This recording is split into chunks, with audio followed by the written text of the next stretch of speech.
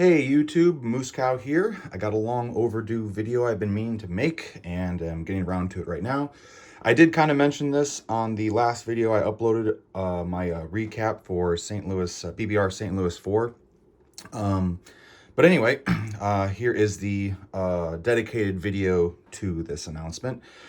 This has been available for a while, but I just never got around to making a video announcing it specifically. So figured that's basically what this is. This is the part 2 of our card deck for Kings and Kaisers.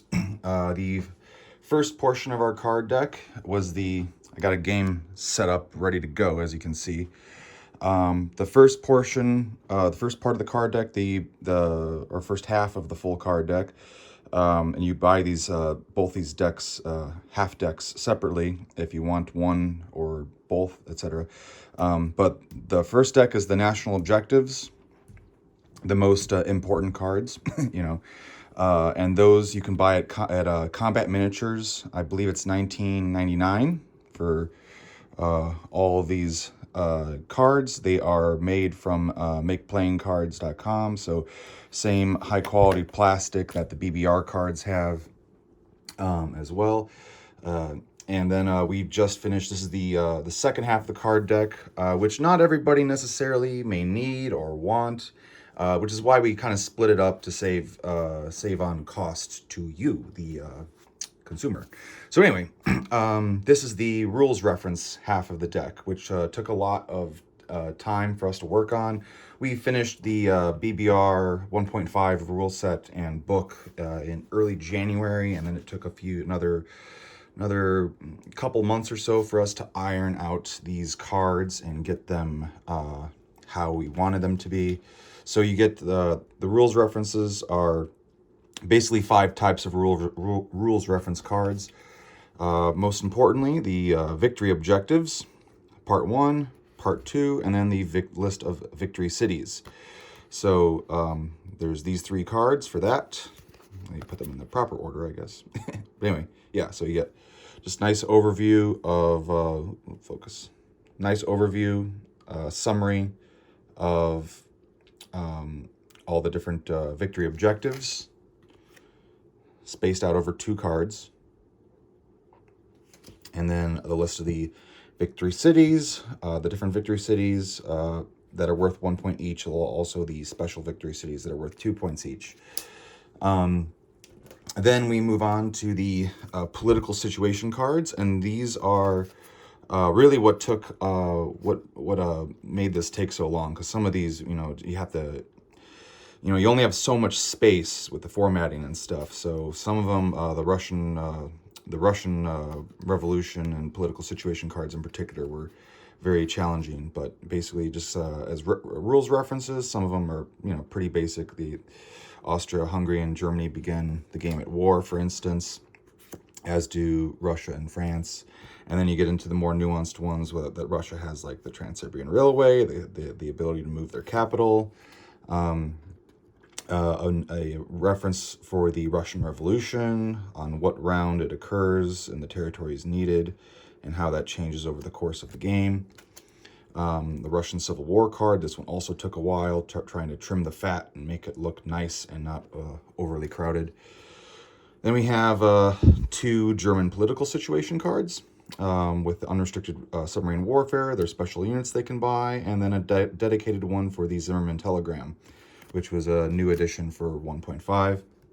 And then we have the British Empire political situation card, the Empire of Japan political situation card, the Ottoman Empire political situation card, the Kingdom of Italy political situation card, as well as now 2 political situation cards for the United States, with their regards to their neutrality, when they can do a premature entry into war and declare war before their 5th turn. And then we have a card referencing their intervention in Latin America, as well as a sea movement restriction lift that occurs if certain criteria are met. Yep, yeah. Basically, if the Central Powers get the Empire point, or at at some point get the Empire, have the Empire point on, let's see. Yeah, you get the point. But anyway, let's see. Yeah. Yeah, basically, once the Empire Point is reached, sea movement restriction in the Atlantic gets lifted for the U.S., and then we have a political situation card for China, and there was a lot of redoing that had to happen with this.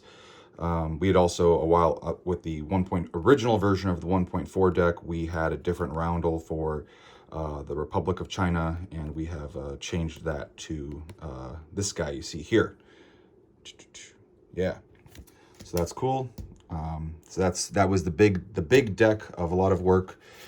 And then we have the unit profiles, the unit profile cards. Now these will be kind of familiar and self-explanatory. Just again, a quick reference for like in the back of the rule book, but in card form for your land units, your air units, your sea units, and then your expanded units if you wish to play with additional types of units that we have. Optional ones, definitely encouraged to play with them to kind of fill out the game a little more. Zeppelins in particular, I think are highly recommend playing with them. Bombers not as much, but Zeppelins for sure. And then trucks are great. Railway guns are fun too. But anyway, yeah, so you got expanded land units and you got expanded air units. All right, then moving on, we have field technology. So this is just a summary card as to kind of how it works. And then you get a card for improved naval mines, a card for minefields. How we have it now is that if you roll a 1, you get to choose between either of these. So you get the little die in the corner there. Madman did a great job designing these, I think. They look really nice. The text is in all caps, but it's not too terrible. It kind of was the limitation of the font, I think, was the reasoning for it being in all caps. Then we have elites, and then poison gas. Elites also were a new addition. Elites were a new addition with 1.5. We have machine guns. We have trench works and barbed wire. And then we have the military bases and naval ports that you can get via field technology. And also we have it so that if you do roll these, you can pick these or you can pick any of the others. And then last but not least, we have a few reference cards for war tactics. So here's a card for strategic bombing raids if you're playing with bombers and zeppelins. Here is a card for convoy disruptions and how they work. And then here is a card just for referencing railways and mobilization, you know, how integrated railways with cities work with major and capital cities, and then just the capability of mobilization for capital cities, major cities, minor cities, and naval bases. And that about sums it up. And it's a mess right now, but you know, you get the gist. So that is the card deck. Oh, sorry, that is the Kings and Kaisers rules half of the rules reference card deck, and it's available on Combat Miniatures for $22.99. As I'm recording this, it says it's their website says it's out of stock, but that is not true. Madman has inventory, so we're just waiting to hear back from Rich at Combat Miniatures to change that and get that listed back in stock again. But yeah, they and if they are ever out of stock, just keep checking that link, which I will put in the video description, and it'll eventually say, it says out of stock right now, but it will say in stock soon. You can also reach out to Madman directly at grandcommandgaming@gmail.com. And of course, you can also reach out to myself at moosecowhq@gmail.com if you got any questions, concerns, thoughts, etc., etc. So that's all for now. I'm going to get this back nice and neat in order, put it back in this box. But anyway, that's all for now. Take care until the next Kings and Kaisers announcement. And of course, I forgot to mention one thing, but since I'm doing this, I might as well cover it. On the back of these cards, it's familiar, the old 1.4 version card deck. had the same image, but it did not say the version on the back of it. So now the new cards will say version 1.5 on the back of them. So it is very clear if you do have the version 1.4 rule deck and they somehow get mixed up, there is an easy way to be able to determine which deck which deck is which, basically. Again, the 1.4 rule deck, I would consider it